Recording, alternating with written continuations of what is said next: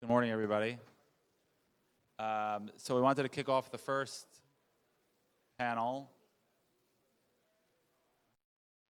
The first panel, we have representatives from Polaris Healthcare. They're here to talk about the strengthening operations through discharge processes. You have Gregg Rosen, who's the COO from Polaris. You have Aviva, who is the VP of Strategic Initiatives. Is that what we call it now? Something like that. And we have Bassie, who is the Chief Marketing Officer for Polaris. They're going to go over some key insights in regards to discharge processing and making sure that everything goes smoothly for your patient outcome. Thank you. Thank you, Ellie. Ready? Hi, everybody. Welcome. It's nice to see some of you again, new faces. Today, we're going to be talking about strengthening SNF operations through strategic discharge solutions. So today, we're going to be speaking about a very specific strategic solution for SNFs, but really, overall, it's really a benefit across the gamut, depending on what you service, who you service. And today, we're going to be talking about the Assisted Living Program, which is a New York Medicaid program, ALP. Okay. Hi, everyone. Welcome. Thank you so much for joining us. The right relationship changes everything. Don't worry, we're not here to give marital advice, although my daughter did get married last week. So after all the speeches, I probably could give a few tips, but we're going to stick to the content today. We all know how important relationships are, right? In life, in business, relationships are crucial. In healthcare, they are essential. And the right relationships, strategic relationships, which is what we are going to talk about today, they will help strengthen your operations and they will help your bottom line. So Aviva's going to jump right into it, and we're going to learn a lot about those relationships and about the assisted living program specifically. Thank you.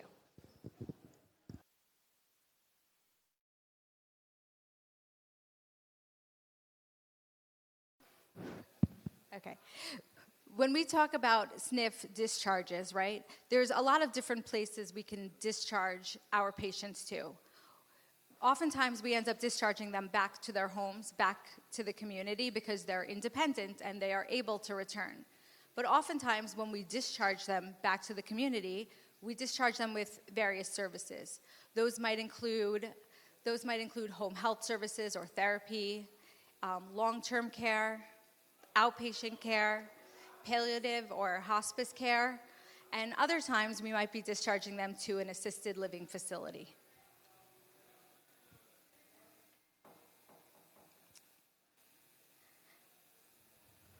Why do strategic discharges matter? Why does it matter where we discharge them? Well, we all know timely, safe discharges provide our residents with protection. It's a safe discharge for our residents, and it also supports operational efficiency. We avoid delays when the Medicare episode ends or the skilled needs are met, and we can also reduce hospitalization, rehospitalizations, and readmissions to the SNF, which, as we know, directly impacts star ratings, reimbursement, and the reputation of the SNF. The third bullet point, I think, is one of the most important things that I'm going to talk about today. I think, as we all know, going into 2026, the VBP, the value-based payments, are changing for a lot of healthcare entities out there. This is a great opportunity for SNFs and ALPs to partner together. With the changes going into 26, the assisted livings, they're motivated more than ever to make sure that everybody is staying out of the hospital, but not just that initial, the PAH, the potentially avoidable hospitalizations. That is going to be a big metric going into 26 for that value-based payment. The ALPs that are contracted, or all ALPs, as we'll talk about, have to be contracted with a certified home health agency. Those CHAs are also, going into 26, more motivated than ever to keep everybody out of the hospital. So partnering with an assisted living program that has a strong CHA relationship, they are working together now in a different way to make sure whether you are triaging residents or clients after hours, making sure you're working with those RNs and the primary care physicians to keep them from just simply calling 911 for everything. The CMS star rating, the reimbursement, and especially the reputation going into 26 will always be viewed now a little differently when you're talking about those partnerships with SNFs and ALPS. It's a unique time where every ancillary provider that an assisted living program is working with are all, again, motivated to keep those residents and clients out of the hospital. And that's going to be a big metric going into 26. And any ALP really worth their salt is going to make sure they have that partnership with the CHA, focusing on those PAH and other metrics to keep them out of the hospital. Building the right relationships. By building the right relationships with those, having those right relationships with those CHAs, with those assisted livings, you can refer residents back to SNFs for short-term care. So if a resident gets discharged back to an ALP, if they need short-term care again, the discharge goes right back to the SNF for that rehab. SNFs can discharge residents to assisted livings when ongoing support is needed. So that relationship is, it goes both ways. SNFs can discharge to the assisted living, and the assisted living discharges back to the SNF when there are needs. Discharge planners must know their local options and maintain strong partner networks. So this is really important for the discharge planners to have a variety of options to see the best place to place their patients when they are ready to be discharged. And together we can build stronger census, better outcomes, and healthier bottom lines. And another point to that is something that I think is a little bit overlooked sometimes. Having the right places to discharge your patients to really helps your discharge planners and your social workers. It just eases their workload. It makes their day less stressful. And again, knowing the levels of care and understanding, which is what we're going to talk about today with the ALPS specifically, is important because that helps with that frustration of why can't you take this patient? You guys provide services. So today, the deeper dive into specifically the ALPS setting is to better inform everyone of exactly the level of care that they can provide. And here was a quote we actually received from one of our SNF partners. They said that research shows care transitions supported by strong partnerships lead to higher satisfaction surveys for patients and families. So today, we're focusing on the ALP program, the Assisted Living Program. This is a New York State Medicaid program. Under the ALP, the services offered are personal care, room and board, home health, nursing, therapy, housekeeping, supervision, case management, as well as other services. The case is managed by an RN. So while all services are provided in the home, the case management oversight is handled by an RN to ensure all services are adequately provided. So when we talk about an ALP, there are certain partnerships and contracts, as Gregg mentioned before, that need to be in place. ALPs are required to be contracted with at least one SNF for transfers. This is a requirement to receive certification under the ALP program. That partnership has to be there. ALPs also are required to be contracted with at least one CHA, one certified home health agency. So these are for services within the home, within the assisted living. And LICSA, the licensed home care agency, provides the personal care services to the residents in the ALP who require intermittent care. So the personal care services within the ALP are provided by the ALP's LICSA. The CHA, the contracted CHA, provides the skilled care, skilled nursing, skilled OT, skilled PT, and then there must be a contract with at least one SNF for those transfers. Just jumping in there. Does anybody know why an ALP has to be contracted with a CHA, with a certified home health agency? Polaris EDs cannot answer. Anybody know why? Therapy services. Why would they need to be contracted with a CHA to get the therapy services? We have nurses in the ALPs, right? ALPs have nurses. So does anyone know what specifically the CHA can provide that the ALP cannot, in addition to therapy? No. Okay, one of you guys answer. You better know. Skilled nursing services. Even though the ALP has nurses, it's an interesting regulation. We can't really figure it out. Our nurses are not allowed to provide services to the residents. Therefore, an ALP must have a contract with a CHA to be able to provide those skilled nursing services. And by the way, there is a quiz at the end with the really great prizes, so I suggest everyone pay attention. You know that, that was, hello.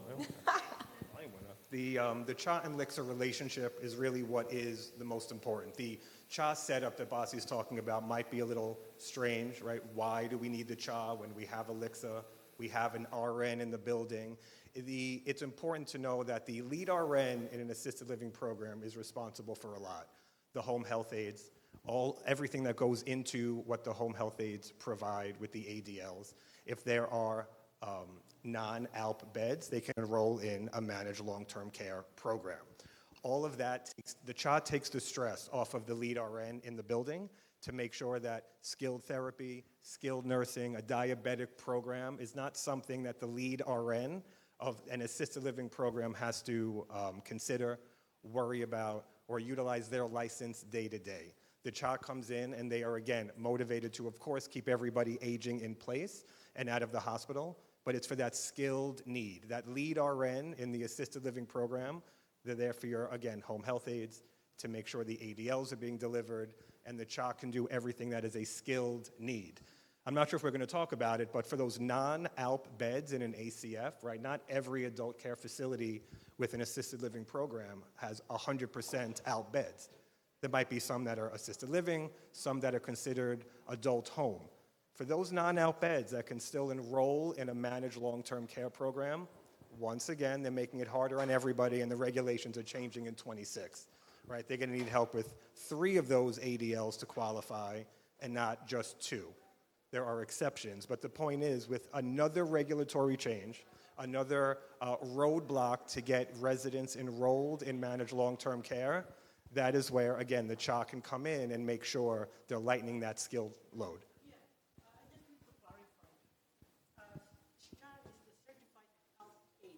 Correct.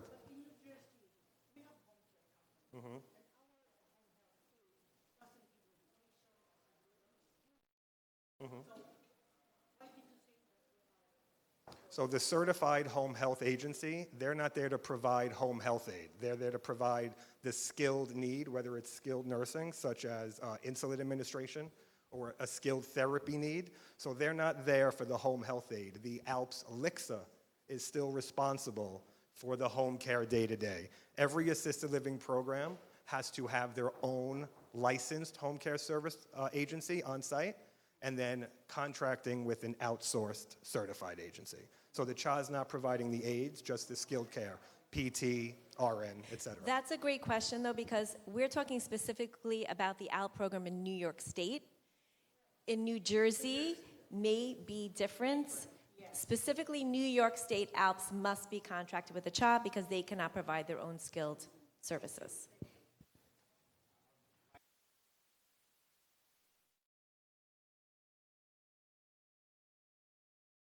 There's programs like this in other states. Yes, but that being said, the types of regulations per state vary. Today's talk specifically was talking about the ALPS in New York State, but yeah, 100% there are. For example, New York State Medicaid, we all know, New York State Medicaid is one of the best Medicaid programs. There's so many different variations of things you could do with your resources and your assets to be able to qualify. There's spend downs and pool trusts. We'll get into it later. But again, every state varies. We have people often who move to Florida who come back to New York State because the Medicaid requirements in New York State are so much easier. But it's a great question. We'll be here all day if we go through all the states.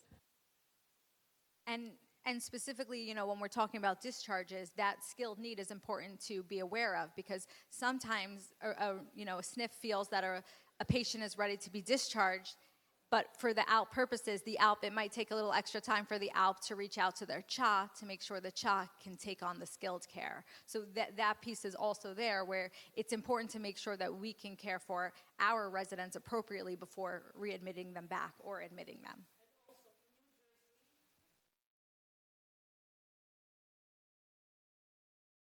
Correct. So in New York State, it's certified as well. Yes, the CHA certified home health, agency. Correct. I think that's a good point. We're not talking about just the PCA level of care. They'd have to be a certified home health aide in New York as well. Exactly. So when we talk about the ALP services, what are the services offered in the ALP facility? So as Greg mentioned earlier, this all falls under the New York State ACF, right? This is an adult care facility. So there's the standard room and board, housekeeping, supervision, personal care, case management, and activities that are offered. And then additional, under the ALP program, there's also case management oversight by an RN. That is the level up, that is the additional support, as well as personal care services through the ALPS LIXA. And ALP has 24 staffing. There are always PCAs, aides on staff, and residents are seen by aid services on every single shift, every single day. It doesn't mean they need that care all day. It just means the aides are available to them as they need them throughout the day and evening.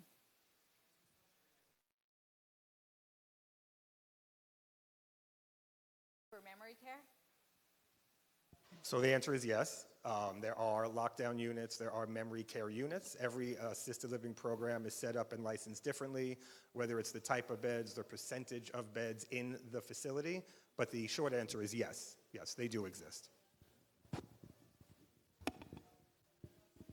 So when we talk about personal care services offered under the ALP, this includes grooming, hair care, shaving, nails, teeth, mouth, dressing, bathing, toileting, walking, and ordinary movement from bed to chair or wheelchair, and assisting with self-administration of medications and taking and recording of monthly weights. So these are some of the services that happen. Yes.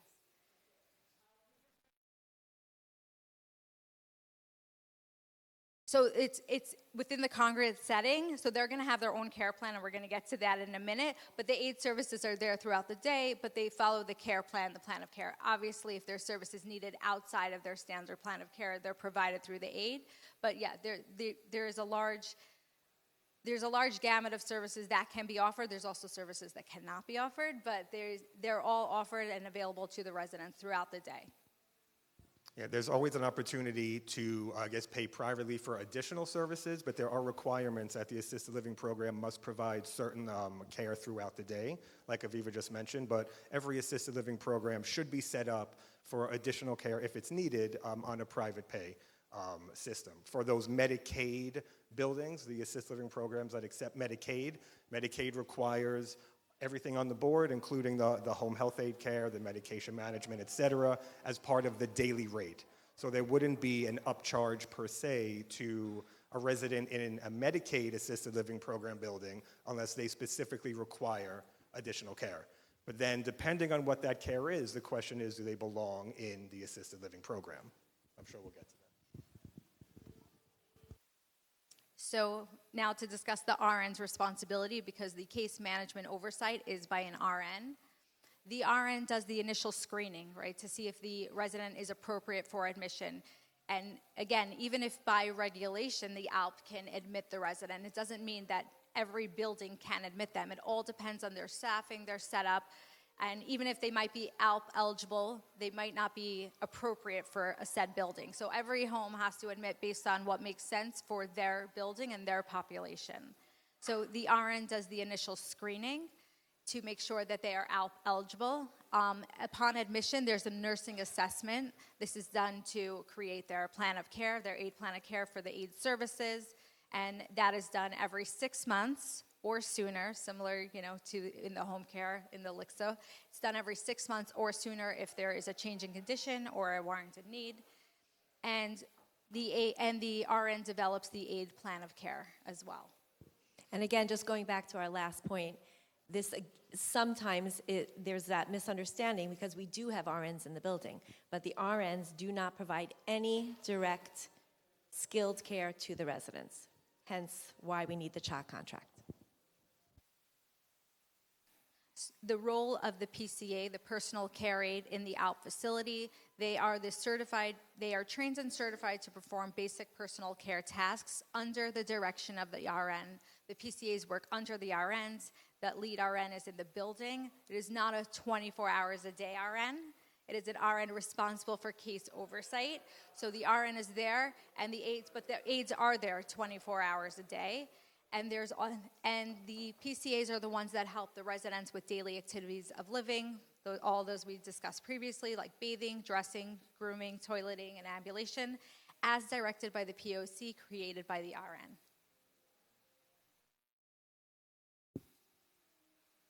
So what does the referral process look like when there's a skilled need? When there's a resident residing in an ALP, what does that referral process look like for that CHA, for that certified home care?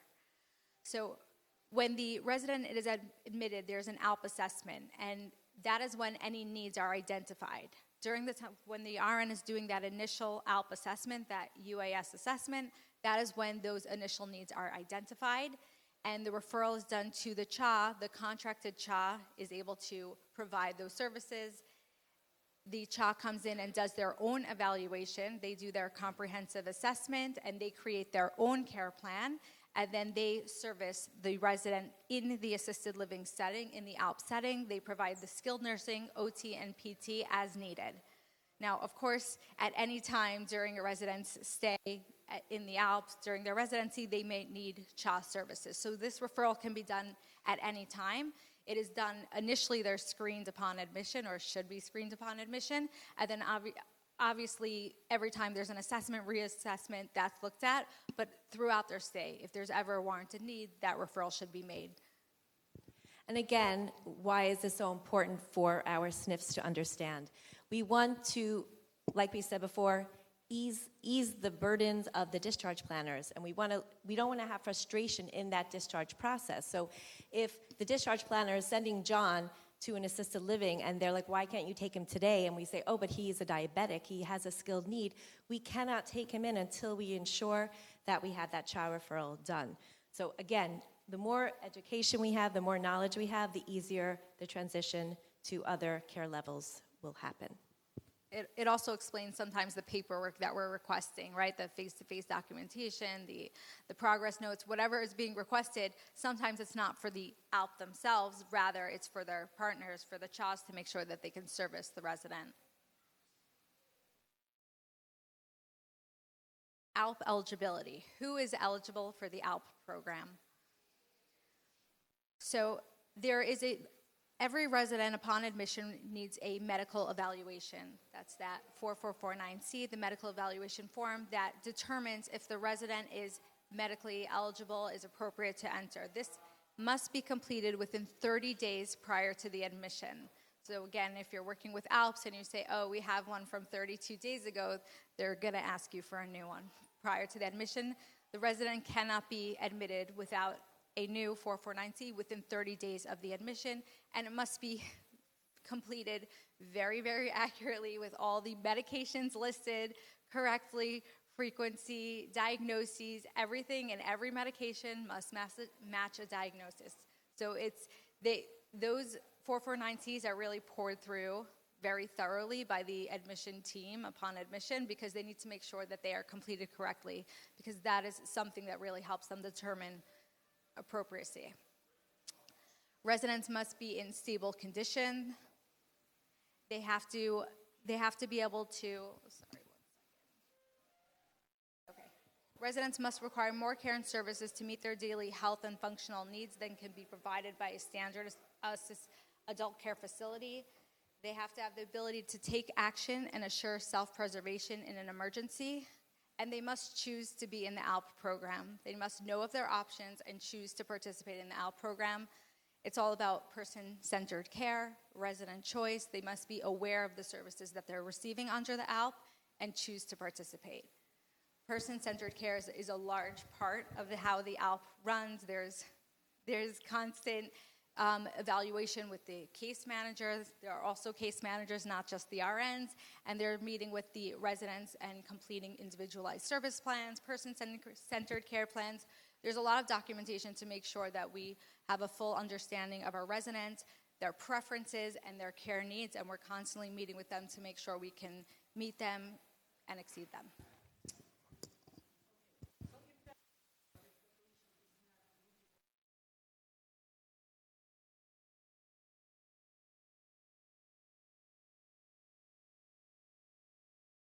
So there is a requirement, we do have a requirement to work with partners in that scenario. It depends on where, of course, they or their family lives. It depends on a multitude of factors in terms of where we would work to partner with, but the answer, again, is yes.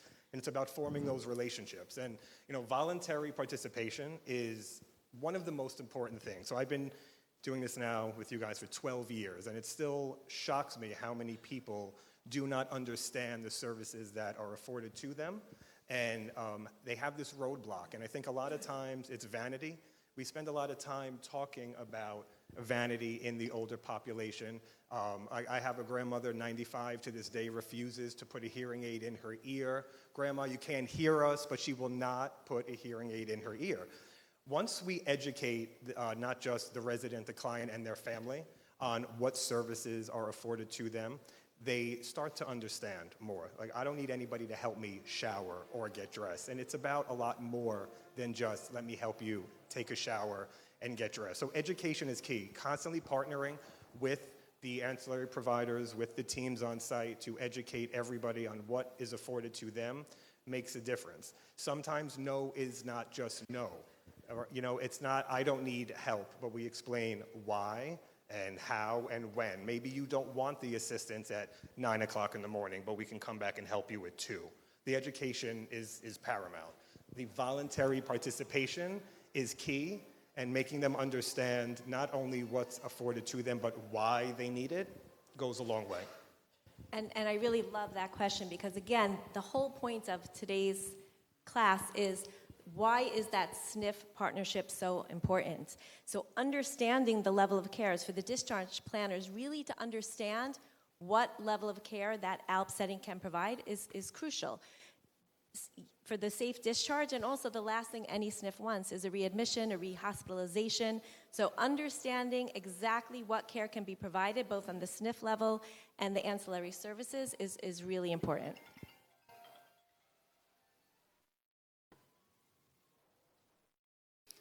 There are exclusionary, oh, sorry, there was another question? Medicaid. We do have some slides on Medicaid, hopefully we get there, but it's Medicaid eligibility, obviously. Of course, if somebody has a spend down, pool trusts can be utilized to help them reach that.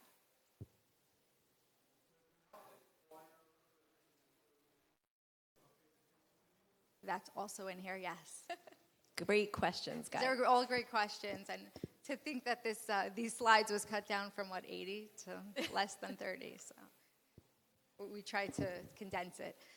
ALP exclusionary conditions. There are certain conditions that cannot be serviced by an ALP. Certain medical conditions. If a patient requires continual nursing or medical care, the continual piece cannot be serviced by the ALP. There is no 24/7 nurse on site. Chronically bedfast, and cognitively, physically, or medically impaired to a degree that endangers the safety of the resident or that of other residents. Those are the 3 conditions as per New York State regulations that cannot reside in an ALP, cannot receive ALP services. So for your question, the ALP admission requirements, there is that medical evaluation, the pre-admission interview. There is an interview and a pre-screening. This is for appropriacy, to make sure they are eligible, to make sure they present as they do on paper. Oftentimes, I'm sure you see that too, where a resident looks very different on paper when you meet them in person, and it goes both ways, whether they are actually eligible or not. So the interview, does it have to be face-to-face?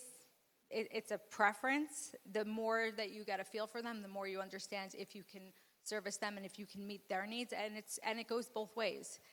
Are they appropriate for the ALP, and is the ALP the right fit for them? Because it is resident choice. Best practice, though, is in person. At the end of the day, if you don't do that, the last thing you want to do is admit somebody to your building and then have to do a PRI and screen because they're above your level of care, right? So it's the best practice for sure. And the screening is being done by the RN, not a social worker. So there's no regulation that requires it. Again, that's best practice. We always like to have our clinicians, right, put eyes on somebody, not just with a case manager or an executive director. So again, best practice. But what you mentioned with the PRIN screens is also important because the RNs are able to conduct those PRN screens for those referrals. So if a resident needs a higher level of care, those RNs in the Alps should be able to do that PRN screen for their admission. But I think that goes back to the partnership aspect of what we're talking about, doing your research on that potential partner. Any assisted living program that does not have their lead RN certified to do a PRN screen, that's not an assisted living program that I would want to work with. And that's all part of like that get to know you process, these questions you should be asking your potential business partners, because again, something like that piece, if they cannot do that for you on site, that's not a partner that I would be looking for. And the last piece of documentation that's required would be the mental health evaluation, if applicable. That's only if the resident has presented with a previous history of mental health diagnosis or has any current diagnosis that exhibits that. But it's not always required, but oftentimes it is. Which leads us to SMI, serious mental illness. ALPS must maintain a resident population below 25% with SMI, with serious mental illness. And when we refer to SMI, we're talking about primary diagnosis. A resident is deemed SMI if their primary admitting diagnosis is a mental illness. So for those of you who have gone through that struggle of having to, have a doctor reevaluate and complete a 449C medical evaluation again, where, that diagnosis falls makes a difference there. So it's important to understand that. And again, that's another very crucial point for the discharge planners to understand, because we may want to accept John. John might be great for our home, but if we already have 25% in the building with SMI, the ALP is not allowed to accept John. So if his, anxiety is not listed as the primary diagnosis, if it comes secondary to another diagnosis, then it would not affect the SMI. So these type of little minutia is like in filling out the paperwork, it's all there. It might be all there, but it actually changes things on the ALP side. So we talked about Medicaid eligibility. I know somebody asked about that. ALPS must be contracted with Medicaid as per New York Code rules and regulations, relationship to the medical assistance program. That's a requirement for the ALP, as well as if a Medicaid recipient is eligible for and can be served appropriately and more cost effectively through the provision of the assisted living program services, which is the ALP program. Assisted living program services should be used to achieve the maximum reduction in the recipient's need for home health services or other long-term care services, which basically comes down to, if applicable, if somebody can be discharged to an ALP, then that should really be considered within New York State as an option. Medicare versus Medicaid. I know this was another question. I'm trying to run through these because I already got the clock that we have to hurry up. All right. Medicare eligibility criteria are anybody who is 65 or older or with a qualifying disability, versus Medicaid, which is financially based. Eligibility goes by financial considerations. Medicare covers medically necessary services, whereas Medicaid offers comprehensive coverage. Medicare does not offer long-term care. You're only going to see those short-term, whereas Medicaid does offer long-term care. And Medicare is federal, so it can cross state lines, whereas Medicaid coverage varies by state, which is why this New York Medicaid program, we can only speak to right here about New York because it varies by state. You might not have the same options under Medicaid by state, and even if you do, they vary in terms of their regulations, their requirements, and services offered. That being said, it's not difficult to transfer your Medicaid state to state.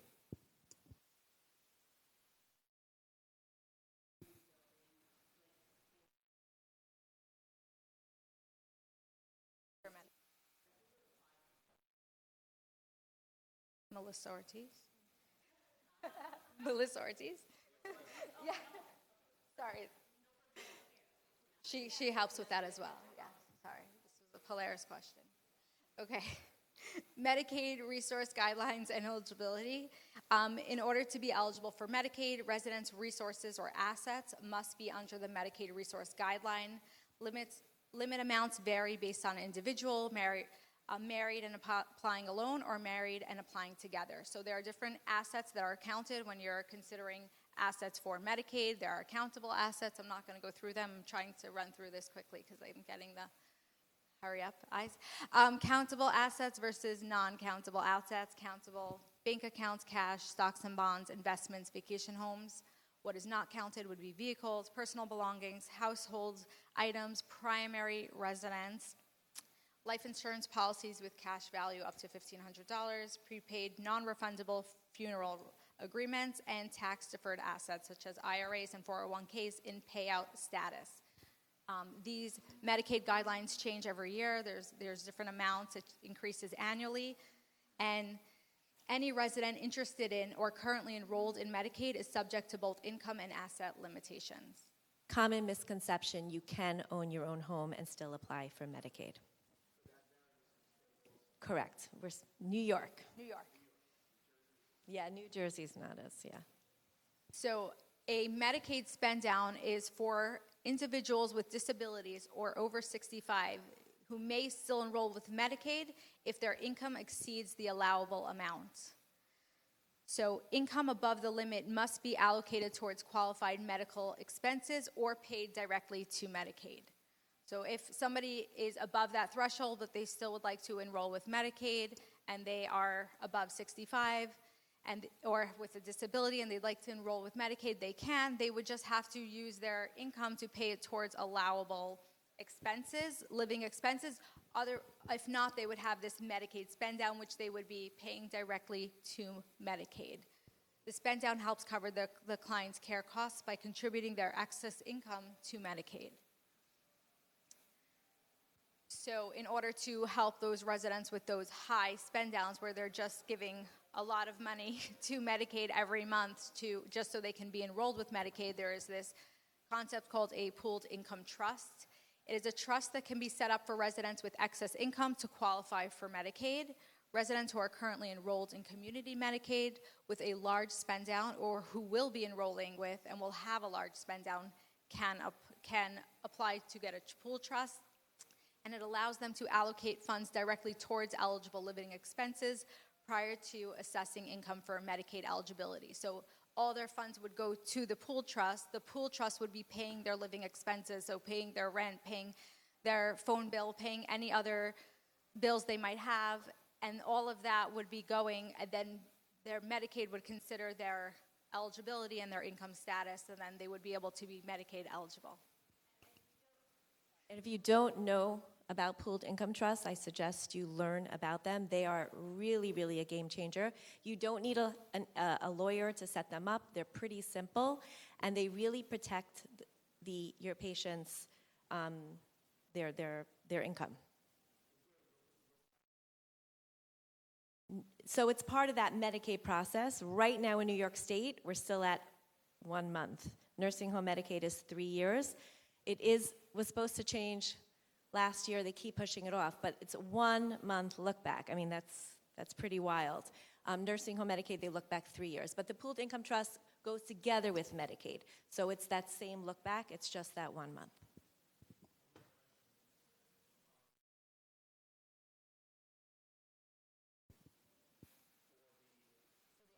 For the ALP, Straight. straight. Medicaid. Yep. Yeah, on those non-ALP beds that we were talking about earlier in an ACF, that could be enrolled in a managed long-term care plan. That's what we were talking about. But on those assisted living program beds, no, straight. All right. So that was the very, very abbreviated version. Like Bassie and Gregg said, we're here all day, and as well as our EDs and other corporate members, you're welcome to ask anybody ALP questions. But we are going to play a quick quiz here. So if everyone can open up, take out their phones, we're going to play a Kahoot game. There our prizes? Reminder. If you either you can, I don't know if you're able to scan it, or you can navigate to kahoot.it, KAHOOT.it, and the game pin is right on top, 360085. We do have game prizes here.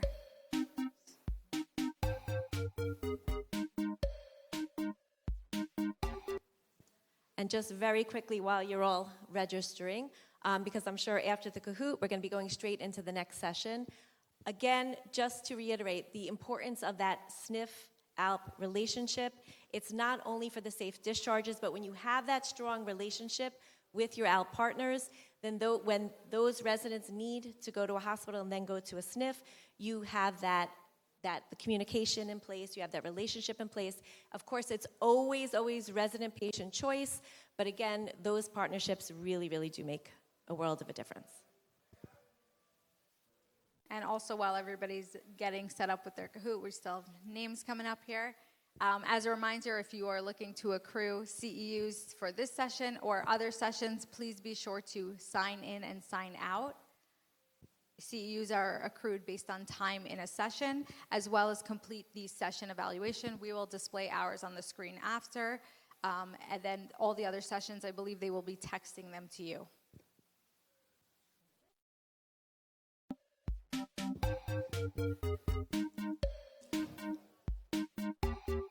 We ready?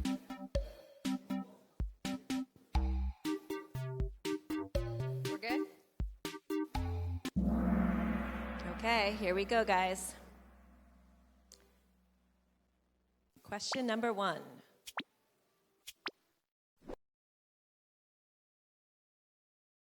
This is an easy one. How familiar are you with ALP services? Not at all, a little, somewhat, or very familiar. I don't think there's any wrong answers. There's no wrong answer here. We're just curious. Oh, after today's session, you're all very familiar. That's great.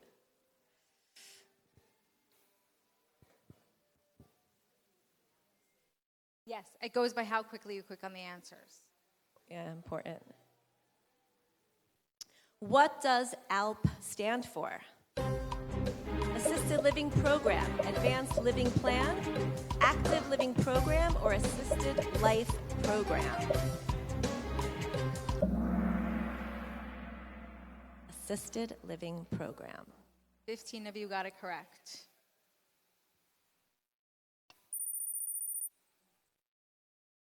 Where's Farah? Who's Farah? She's at the top so far. Farah's at the top. Who manages case oversight in an ALP? Caregiver, social worker, nurse, or doctor?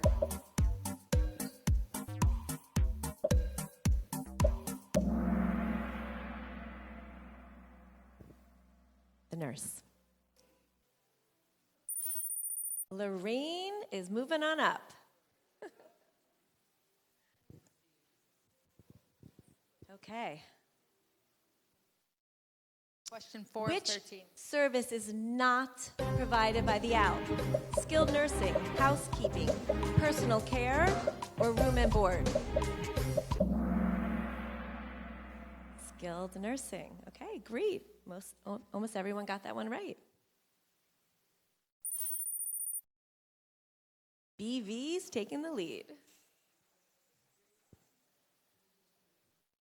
Question number 5. True or false? ALP is for those needing intensive care. True or false?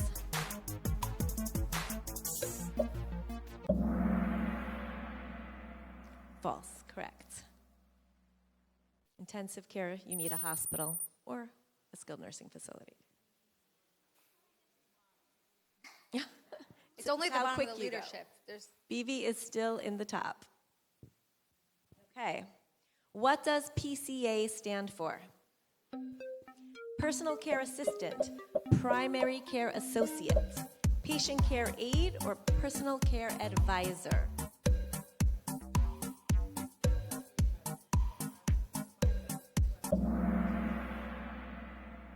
personal care assistant. 15, not bad.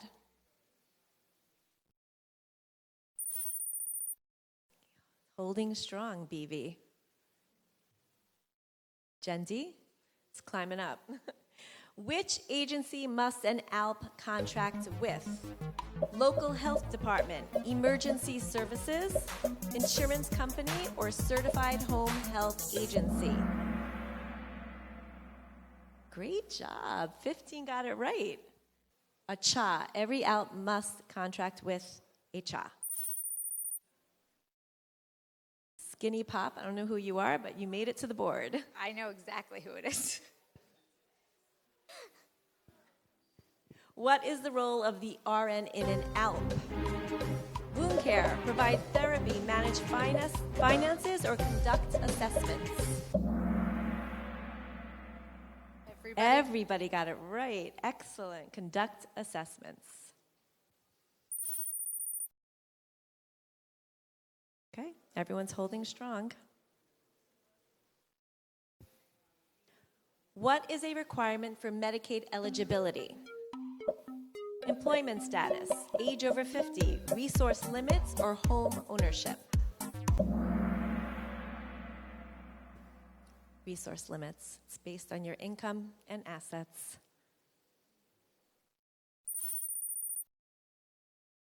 J is creeping higher. 3 more questions to go. What is a pooled income trust? Retirement account, trust for excess income, investment fund, or insurance policy?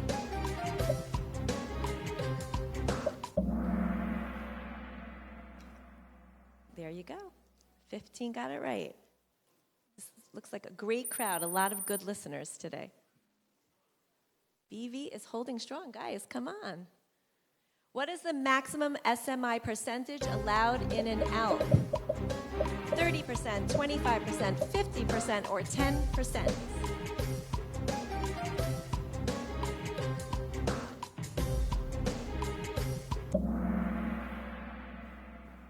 %.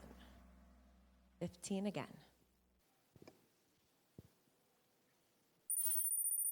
Gen D, come on. Almost there. What is a key responsibility of a PCA? Assist with daily living, conduct assessments, provide therapy, or manage finances?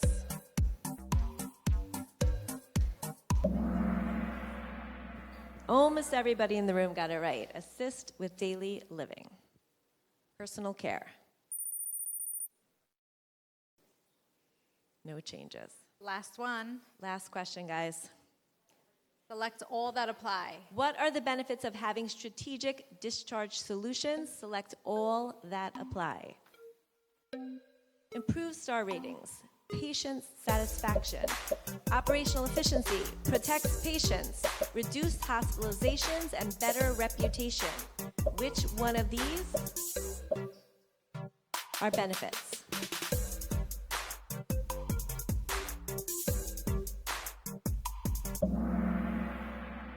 They are all benefits of having strategic partnerships. And our winner is, we have 3 prizes, right?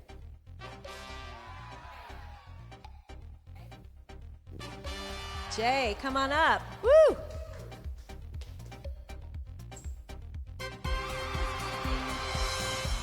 Gen D, come on up. Prize number 2.